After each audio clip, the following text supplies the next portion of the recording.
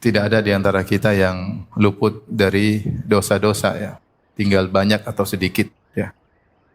Tetapi kalau dosa, kita semua pasti berdosa. Bahkan mungkin bisa kita pastikan hampir setiap hari kita berdosa. Oleh karenanya diriwayatkan Hasan rahimahullah pernah berkata, "Kullu yaumin la yu'sallahu fihi fahuwa id." Setiap hari kalau kau tidak bermaksiat pada Allah itu adalah hari raya bagimu ya. Karena siapa yang sehari tidak bermaksiat, dia pasti bahagia, pasti. Dia pasti bahagia. Kebahagiaan yang keluar dari hati yang Allah berikan sinar cahaya pada hatinya, maka dia sedang berhari raya sebenarnya. Tapi siapakah orang tersebut yang hari-hari dia lewati tanpa dosa? Dan kalau kita renungkan orang-orang solehin, ya, bagi mereka dosa adalah perkara yang kalau bahasa kita selalu menghantui ya, kalau bahasa kita ya. Bahasa kita mungkin kurang pas tapi selalu menjadi perhatian mereka meskipun mereka sudah bertobat. Oleh karenanya diriwayatkan dari Fudail bin Iyad rahimahullah, beliau berkata, "Wa ya sawatahu minka wa in afaut." Dia berkata, sungguh tetap malu kepada engkau ya Rabb meskipun engkau telah memaafkan. Karena kita tahu ada khilaf di kalangan para ulama tentang dosa jika seorang sudah bertobat darinya kemudian diampuni oleh Allah, apakah masih diperlihatkan oleh Allah atau tidak pada hari kiamat kelak. Maka dua pendapat di kalangan para ulama, sebagian mengatakan tidak akan diperlihatkan lagi. Ini merupakan konsekuensi dari nama Allah Al-Afu, dan makna nama Allah Al-Afu diantaranya dari afu, afu artinya menghilangkan jejak. Sementara sebagian ulama berpendapat bahwasanya tetap diperlihatkan sebagai bentuk kasih sayang Allah agar semakin bersyukur. Allah ingatkan dosa-dosa yang pernah dilakukan meskipun telah diampuni. Akan tapi orang-orang salihin mereka tidak melupakan dosa-dosa mereka. Mereka mengingat dosa-dosa mereka ya. Oleh karenanya tadi Fudail berkata, "Wa ya sawatahu minka wa in afaut." Ya. Tetap malu, sungguh malu berhadapan dengan engkau ya Rabb meskipun engkau telah memaafkan. Karenanya kita baca tentang hadis syafa'atul uzma ketika orang-orang di hari kiamat kelak datang kepada Nabi Adam alaihissalam untuk meminta syafaat dari beliau, tetapi beliau menolak. Padahal manusia ketika itu telah menyebutkan keutamaan Nabi Adam. Mereka berkata, "Ya Adam, anta abul bashar, khalaqakallahu biyadaihi wa asjada laka malaikatah." Wahai Adam, engkau adalah nenek moyang manusia. Allah telah ciptakan engkau secara spesifik dengan kedua tangannya. Allah telah mengajarkan engkau segala sesuatu. Allah menyuruh malaikat untuk sujud kepadamu. Ala tara ma nahnu fih, tidakkah kau lihat bagaimana kondisi cucu-cucumu? Ya. Ala tara ma qad balagha bina, tidakkah kau lihat kesulitan yang kami hadapi? Maka Nabi Adam menolak. Kemudian dia mengatakan, aku telah berdosa, Allah telah melarangku mendekati suatu pohon lalu aku melanggar. Padahal kita tahu bahwasanya Nabi Adam alaihissalam sudah bertobat dan tobatnya telah disebutkan dalam Al-Quran. Fataba alaih. Allah telah bertobat. Allah telah menerima tobatnya Nabi Adam. Dan Nabi Adam sering kita bermunajat kepada Allah dengan doa yang dipanjatkan oleh Nabi Adam. Rabbana zalamna anfusana wa illam taghfir lana wa tarhamna lanakunanna minal khasirin. Maka Allah ampuni Nabi Adam. Itu pun tidak membuat dia kemudian pede alaihissalam dan tetap dosa yang mungkin itu dosa kecil, itu bukan dosa besar. Bukan dosa besar. Ya, tapi itu tidak membuat beliau lupa dari dosa tersebut. Dan sebagaimana juga Nabi Musa alaihissalam juga melakukan dosa kecil, pernah membunuh seorang tanpa sengaja, maka orang-orang ketika minta syafaat dari Nabi Musa, dia mengatakan, "Inni qad qataltu nafsan lam umar biqatliha." Aku telah membunuh jiwa yang aku tidak diperintahkan untuk membunuhnya. Nafsi, nafsi, saya juga butuh syafaat. Idhabu ila ghairi, pergilah kepada nabi yang lain. Jadi mau saya orang-orang solihin ya di antara yang mereka pikirkan, kalau bahasa tadi saya kata menghantui mereka adalah dosa-dosa yang pernah mereka lakukan.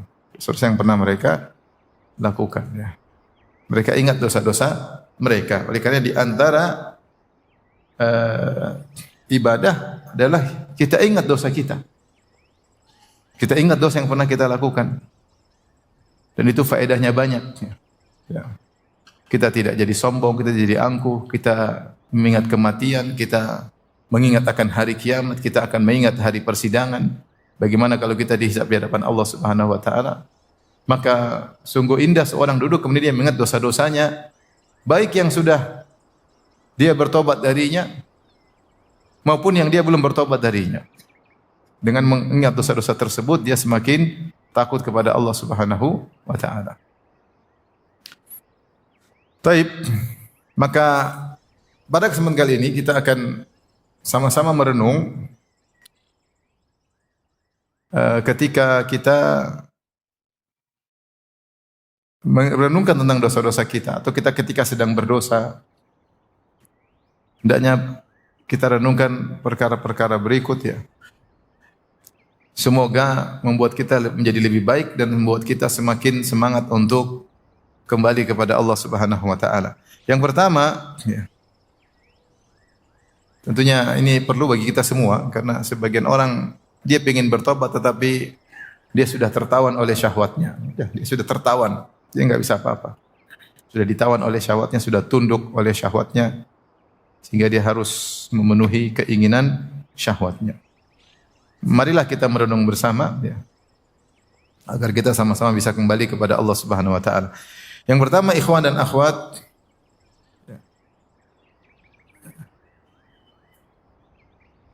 tentunya ketika saya bicara tentang dosa, dosa itu banyak macam ya. Dosa itu banyak macam. Ada dosa ketika seorang bersendirian, dia tidak bisa jaga pandangannya.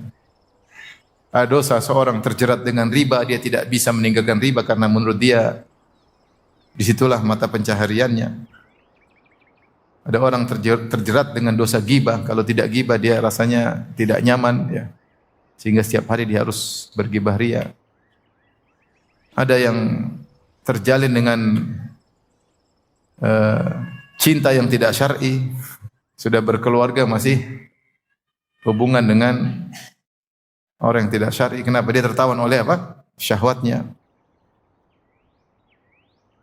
Dan banyak dosa terkait dengan Allah Subhanahu wa taala, terkait dengan orang-orang sekitar kita. Ada yang mungkin durhaka kepada orang tuanya, ada yang cuek dengan anak-anaknya, ada yang tidak perhatian terhadap istrinya, ada yang membangkang suaminya. Dosa banyak, dosa sangat banyak. Mungkin setiap kita ada yang terjebak dengan dosa sehingga dia sulit untuk meninggalkannya. Ya, sulit untuk meninggalkan. Apalagi dosa tersebut terkait dengan kemaslahatan duniawi.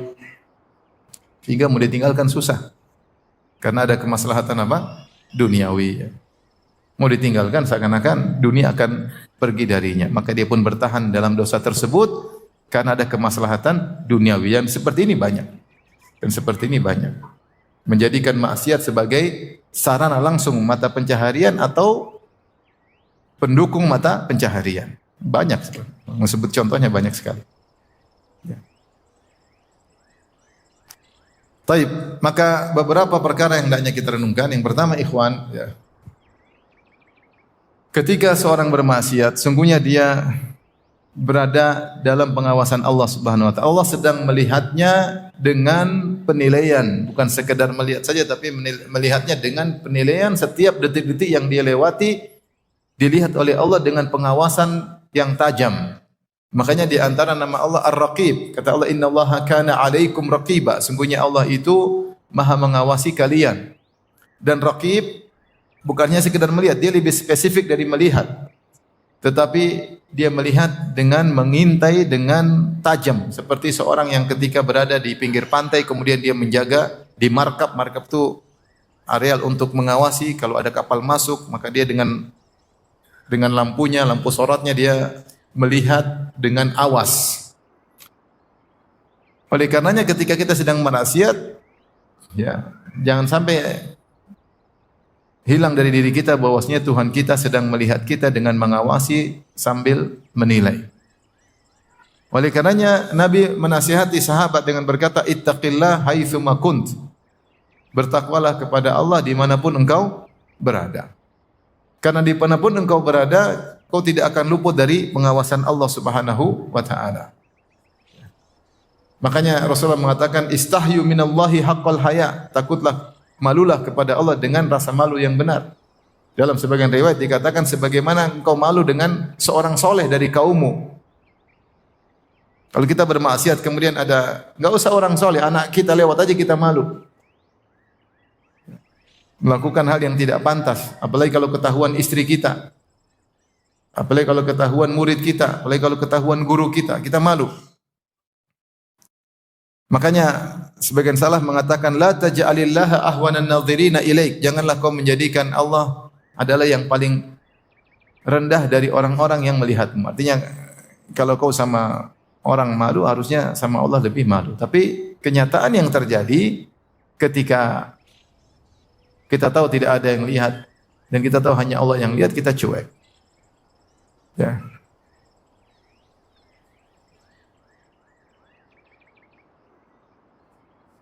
Makanya sebagian salaf ketika menafsirkan firman Allah, "Ma gharraka bi rabbikal karim." Ya.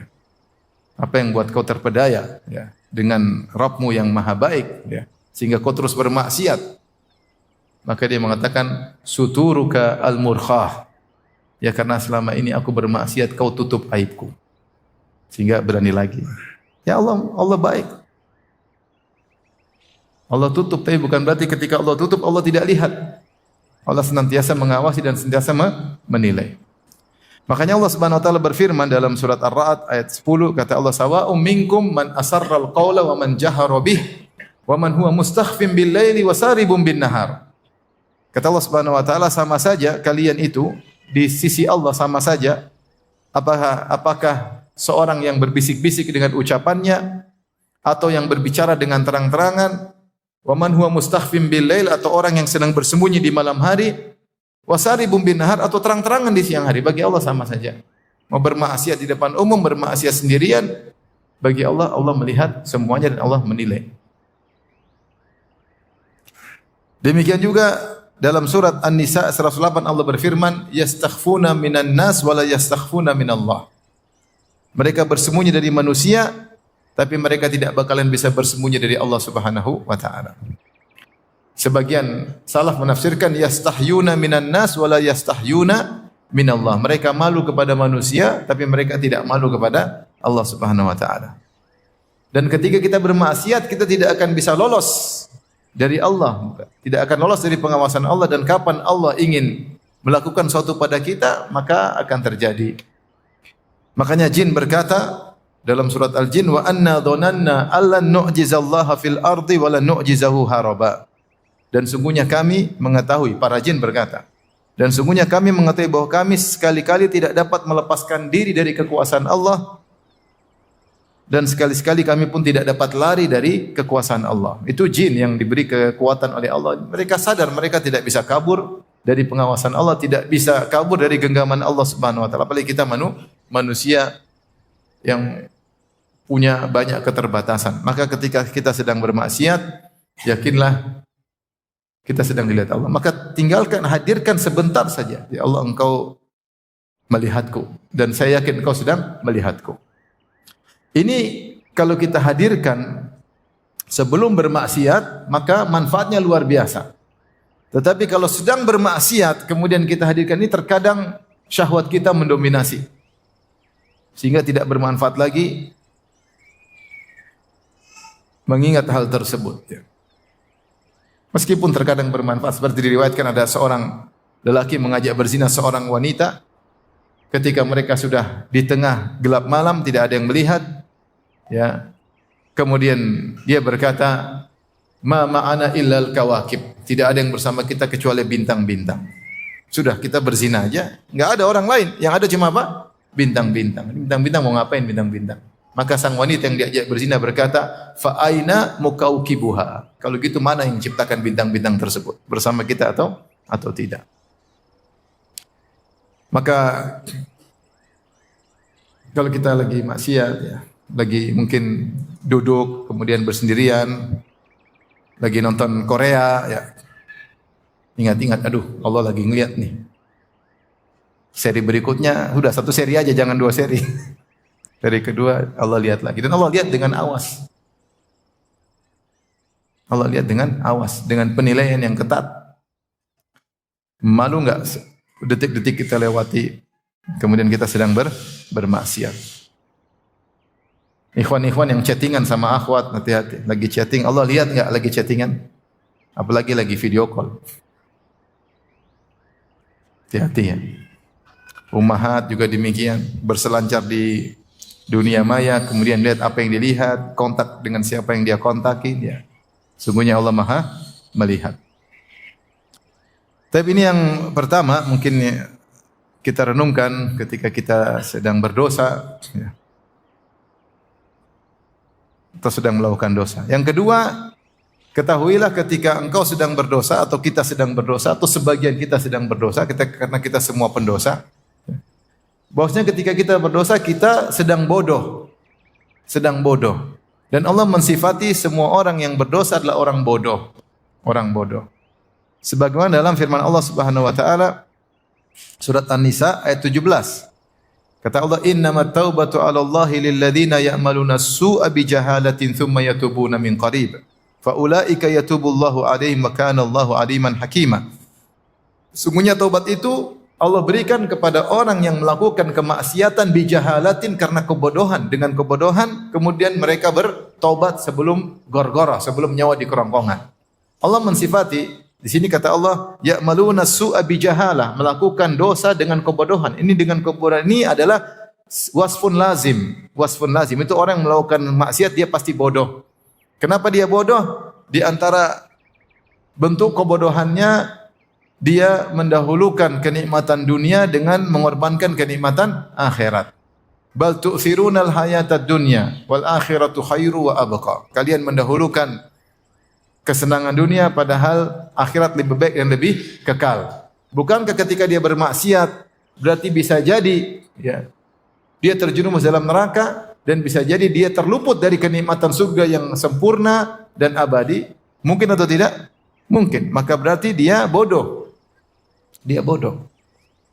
Orang bodoh, orang yang mengambil sedikit hanya sesaat, kemudian mengorbankan yang banyak dan sempurna. Itu orang bodoh. Makanya kita semua ini kalau bermaksiat sedang bodoh. Lagi sebodoh-bodohnya. Antum tahu hidup ini cuma sebentar, 60-70 tahun. Setiap detik yang kita lewati dalam ketaatan akan Allah ganti dengan kenikmatan yang sempurna dan abadi. Sebagai contoh, salat 2 rakaat sebelum subuh. Siapa yang salat 2 rakaat sebelum subuh, khairu minad dunya wa ma fiha. Akan diganti oleh Allah yang mungkin kita kerjakan 2-3 menit, Allah akan ganti dengan kenikmatan yang lebih baik dari dunia dan seisinya. Lah, ini kita bukan hanya tidak salat 2 rakaat sebelum subuh, bahkan kita sedang bermaksiat karena ada kelezatan yang kita rasakan. Maka orang yang mendahulukan kelezatan yang sesaat, sebentar, yang kemudian ujungnya adalah penderitaan, adalah orang bodoh dengan mengorbankan apa? Kenikmatan yang abadi. Ini bodoh yang pertama. Mendahulukan yang sedikit, meninggalkan yang banyak. Bodoh yang kedua, bahwasanya kenikmatan tersebut berujung pada kesengsaraan. Tidak ada maksiat kecuali ujungnya kesengsaraan. Maksiat apapun. Maksiat apapun. Kalau seorang sebelum nonton film Korea, dia cek kebahagiaan dalam hatinya. Dia cek aja, dia cek sebentar, dia rasa kemudian nonton film Korea 1 jam. Ketika nonton film Korea tersebut mungkin dia senang, mungkin dia gembira, mungkin dia tertawa dengan, saya nggak tahu, saya juga belum pernah nonton. Maksudnya dengan berbagai macam apa? Khawatir saya salah persepsi. Mungkin ada syahwatnya, ada senang-senangnya, ada ketawa-ketawanya. Mungkin dia bahagia 1 jam. Setelah coba cek hatinya, pasti hatinya mengeras. Hatinya pasti mengeras. Ketika hatinya mengeras dan itu efeknya langsung, tidak menunda, tidak tertunda, langsung. Maka saat itu kebahagiaan dia dicabut. Maka ngapain kita bodoh sekali kita berusaha menerjang kelezatan yang ujungnya kesengsaraan.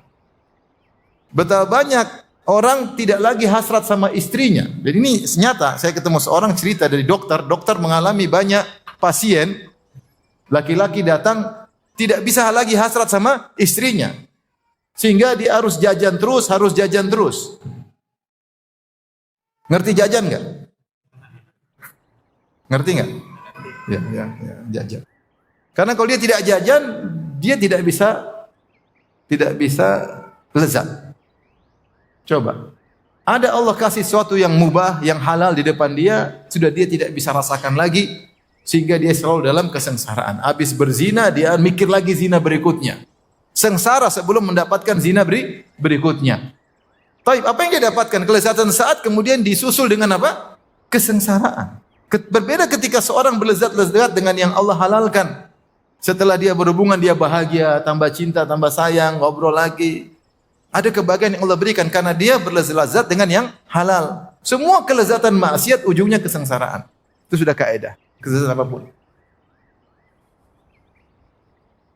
Sehingga seorang sampai banyak datang ke dokter masalah, lihat istrinya sudah enggak ada hasad. Coba bayangkan antum tinggal di rumah sama perempuan yang antum lihat muak, kira-kira jengkel atau menderita tidak? Menderita. Tapi inilah istri yang resmi, yang status resmi dia. Sementara ngelihat dia enggak pernah ada hasrat. Kenapa? Karena terlalu sering bermaksiat. Ada kawan pejabat telepon saya, Ustadz, ini gimana nih anak buah saya cantik-cantik Ustadz. Terus gimana Ustadz, saya tundukkan pandangan. Saya lihat cuma bisa ngiler tapi nggak bisa dimakan. Ibarat kita lihat es krim lagi musim panas, es krim kita pingin tapi kita nggak bisa ngambil. Ternyata es krimnya dimakan sama orang lain. Lebih menderita mana? Seorang musim panas tidak lihat air dingin atau lihat air dingin tapi tidak bisa diambil. Bingung ya? Lebih sengsara, ada kelezatan kita nggak cuma ngiler doang, penasaran nggak bisa ngapa-apain. Itu sengsara. Itulah gambaran orang kalau mengumbar pandangan lihat sesuatu yang cantik dia terus ketagihan tapi dia diliputi dengan kesengsaraan. Itu yang dialami para pelaku maksiat. Oleh karenanya hanya orang bodoh yang bermaksiat dan kitalah orang-orang bodoh tersebut. Ketika bermaksiat kita itu hanya menimbulkan kesengsaraan. Tidak usah jauh-jauh, seorang yang sering buka medsos kemudian lihat perempuan, buka aurat terbuka ini. Hatinya dia ada kesenangan, kelezatan lihat berita. Coba cek hatinya jujur. Kok saya hati jadi keras? Hati keras. Kenapa? Banyak maksiat yang kita lihat di medsos. Maka orang bermaksiat orang yang bodoh. Oleh karenanya Nabi Yusuf alaihissalam ketika dia berdoa, dia tidak ingin jadi orang bodoh. Ketika dia dirayu oleh ibu-ibu Mesir, dia berkata, Rabbis sijnu ahabbu ilayya mimma yad'unani ilayhi. Wa illa tasrif anni kaidahunna asbu ilayhinna wa akum minal jahilin. Kata Yusuf alaihissalam, ya Rabbku, aku lebih suka di penjara daripada memenuhi rayuan para wanita tersebut. Kalau kau tidak palingkan aku dari rayuan mereka, asbu ilaihinna, maka aku akan condong kepada mereka, wa akum minal jahilin, dan aku akan termasuk orang-orang yang jahil, yaitu aku akan terjerumus dalam maksiat. Maka apapun Al-Quran yang antum hafal, betapapun antum sedang ikut pengajian, kita sering baca buku agama, bahkan kita panitia pengajian, bahkan kita ustadznya, tapi kalau kita sedang maksiat, sesungguhnya kita sedang bodoh. Sepakat atau tidak? Sepakat. Nah, taruhlah, ini saya sederhana. Antum punya istri sekarang, cantik tapi relatif, teman. Cantiknya khilaf, paham? Tapi ada perempuan cantik sepakat ijma, semua bilang dia cantik, istri antum masih khilaf. Tetapi menurut antum cantik. Tapi kalau antum sering lihat yang ijma, ini sepakat jadi jelek di mata antum ya. Bodoh enggak akhirnya ada yang halal tidak bisa antum nikmati, sementara yang lezat tidak antum sengsara dua-duanya. Yang lezat tidak bisa antum nikmati, yang ada halal jadi enggak enak. Bodoh atau tidak? Bodoh, goblok bukan bodoh. Tapi coba antum merubah diri, bertobat kepada Allah, tundukkan pandangan. Ini yang halal jadi nikmat. Allah beri kebahagiaan karena antum menempuh cara yang halal. Itu berlaku bagi laki maupun wanita. Wanita yang sering lihat yang macam-macam, kelezatan hilang, hasrat kepada suami hilang, hidup di dalam rumah tangga menjadi sengsara, taat kepada suami dengan terpaksa, tidak ada rasa cinta. Kasihan. Menyiksa diri sendiri, bodoh atau tidak? Bodoh. Apalagi saya bilang ibu-ibu yang suka nonton film Korea, suaminya jadi kelihatan donat gosong. Lihatnya cowok putih, bibir merah, apa suami, waduh. Udah gini, donat gosong, pakai wijen. Repot. Siapa yang sengsara? Kita yang sengsara. Kita yang sengsara. Antum kira nonton film box office antum bahagia, lezat iya, setelah itu antum sengsara. Demi Allah antum sengsara. Demi Allah kita sengsara. Maka orang bermaksiat itu goblok. Dan kita lah orang-orang goblok tersebut. Semoga Allah mengampuni dosa-dosa kita. Baik, berikutnya. Ikhwan, kita renungkan tentang dosa kita. Apakah ada dosa bisa menggugurkan pahala? Ada, sebagian dosa disepakati oleh ulama bisa menggugurkan pahala. Contohnya syirik bisa menggugurkan seluruh apa? Pahala. Contohnya misalnya al-man wal adha menggugurkan pahala sedekah. Seperti firman Allah Subhanahu wa taala, ya ayyuhalladzina amanu la tubtilu shadaqatikum bil manni wal adha. Kalladzi yunfiqu malahu ria'an nas. Wahai orang yang beriman, janganlah kalian batalkan pahala-pahala sedekah kalian dengan mengungkit-ungkit dan menyakiti. Berarti tadinya pahala sudah ada, sudah diterima oleh Allah, dicatat dalam amal timbangan kebajikan kita. Tahu-tahu kita melakukan maksiat, maksiat tersebut berupa al-man wal adha, dan ini maksiat yang langsung berhubungan dengan sedekah tadi. Ketika kita melakukan al-man wal adha, kita ungkit, saya dulu yang bantu kamu kan, nah kita ungkit ini, ungkit. Kita menyakiti orang yang sudah kita bantu, maka ketika itu pahala kita hilang. Berarti ada maksiat yang bisa menggugurkan apa? Pahala.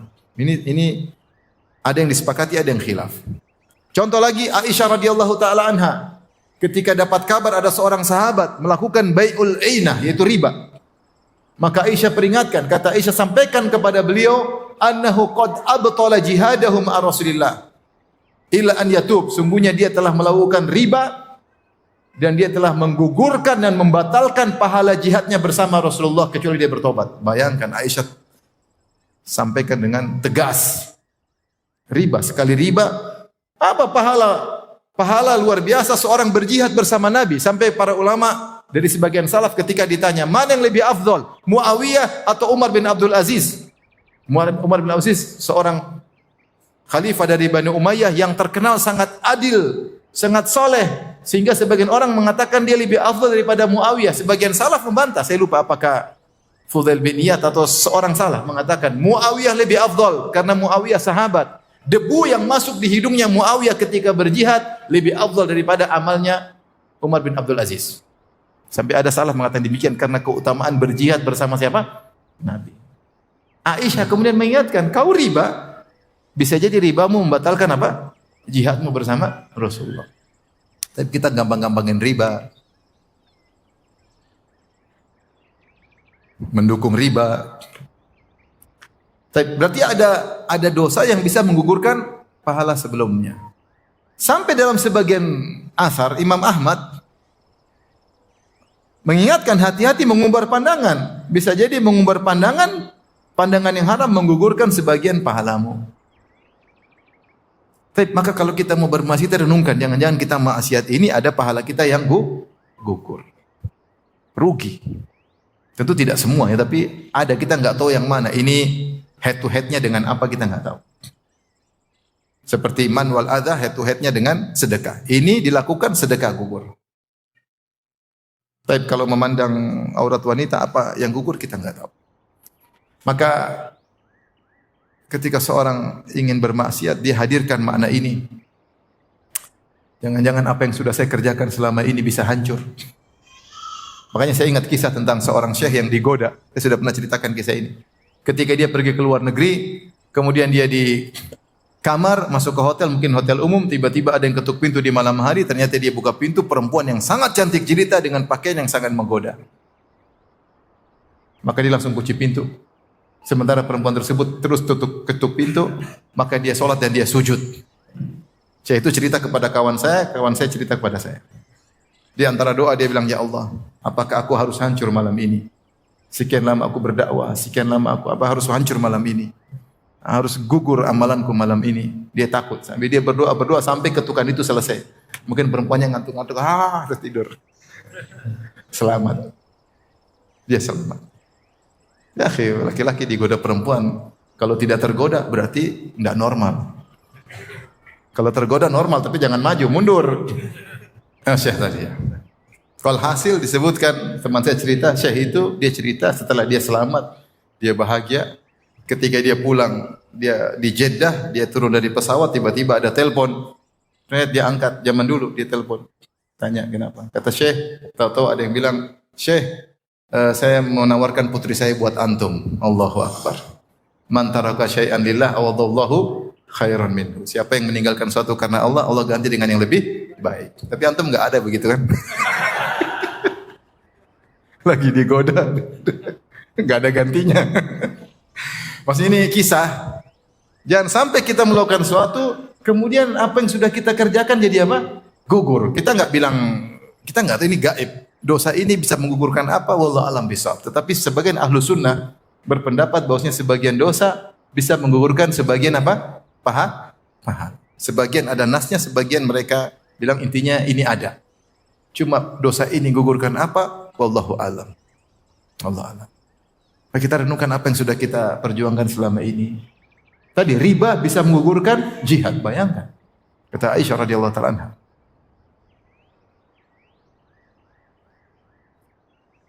Baik. Berikutnya ikhwan, yang perlu kita renungkan, yang berapa ini? 4. Bahwasanya ketika kita bermaksiat dan kita berani menerjang suatu kemaksiatan, bisa jadi itu awal dari perubahan kehidupan kita menuju yang buruk. Ini bisa jadi. Dimulai dari seorang ujub misalnya, sehingga dia berubah kehidupannya. Dari kesombongannya bisa berubah jadi kehidupannya berubah total. Ini titik awal nuqtatut tahawul kata istilah orang, yaitu titik perubahan drastis. Karena dia menerjang satu maksiat, ternyata kemudian dia berubah sampai akhir hayatnya. Hati-hati. Oleh karenanya Allah berfirman dalam surat Al-An'am ayat 110, kata Allah, wa nuqallibu afidatahum absarahum kama lam yu'minu bihi awwala marrah wa nadharuhum fi tughyanihim ya'mahun. Maka kami palingkan hati dan penglihatan mereka, kami palingkan sebagaimana sebelumnya mereka pernah berpaling dari awal. Itu Allah sebutkan banyak orang kafir tidak bisa dapat hidayah. Ketika Rasulullah mendakwahkan kebenaran, mereka tahu secara logis ini benar, tapi mereka paksa untuk menghindar, akhirnya mereka dipalingkan selama-lamanya. Gara-gara satu titik penentu. Bisa jadi maksiat yang kita lakukan waliyadzubillah, titik penentu berubah seorang. Ngeri. Bisa jadi dia gara-gara ada transaksi riba, dia sudah tahu riba, dia ragu-ragu, akhirnya dia terjang riba tersebut, akhirnya dia ketagihan riba sampai mati. Bisa jadi atau tidak? Bisa. Akhirnya ketika dia sudah ketagihan riba, dia cari dalil-dalil ustadz-ustadz yang membolehkan riba. Bukan cuma itu, akhirnya dia membahlul-bahlulkan orang yang keluar dari instansi ribawi. Bisa jadi? Bisa. Bisa. Satu maksiat merubah kehidupan apa? Seseorang. Kalaupun tidak merubah secara total, menjadikan dia berlanjut pada maksiat-maksiat yang lain, maka dikatakan bahwasanya maksiat tunadi bi akhwatiha. Setiap maksiat akan manggil teman-temannya yang lain. Dan itulah kebiasaan maksiat. Allah berfirman, "Falamma zagu azagallahu qulubahum." Tatkala mereka menyimpang, Allah semakin simpangkan hati mereka. Maksiat menimbulkan maksiat yang lain. Hatinya sudah menyimpang, disimpangkan lagi. Kenapa Allah simpangkan lagi? Akibat dari maksiat yang pertama. Sampai Allah sebutkan sebagian sahabat ketika lari dari perang Uhud, kata Allah, "Innal ladzina tawallaw minkum yaumal taqal jam'ani innamastazallahumuz syaitanu bi ba'dhi ma kasabu wa laqad afa Allahu anhum." Allah ceritakan, sungguhnya orang-orang yang kabur dari perang Uhud ketika perang sedang menyala, ada isu Rasulullah meninggal, sebagian bertahan. Sebagian kabur balik ke Madinah. Kenapa bisa kabur? Heran. Ada sebabnya. Allah, innal ladzina tawallaw minkum yaumal taqal jam'ani, sungguhnya orang-orang yang kabur di antara kalian ketika terjadi perang, itu perang Uhud, Innamastazallahum syaitan, sungguhnya mereka digelincirkan oleh syaitan. Kenapa? Bi ba'dhi ma kasabu, akibat sebagian dosa yang pernah mereka lakukan. Jadi orang kalau melakukan dosa-dosa, dia semakin mudah tergelincir oleh syaitan, dan dosa ini akan memanggil teman-teman dosa yang lain. Ibarat kalau orang sudah misalnya suka ngelihat film, akhirnya dia mulai yang lain, mulai chattingan sama perempuan, mulai ini, mulai akhirnya zina, akhirnya apa? Berkembang, berkembang. Tidak satu maksiat saja, maksiat tersebut akan berkembang.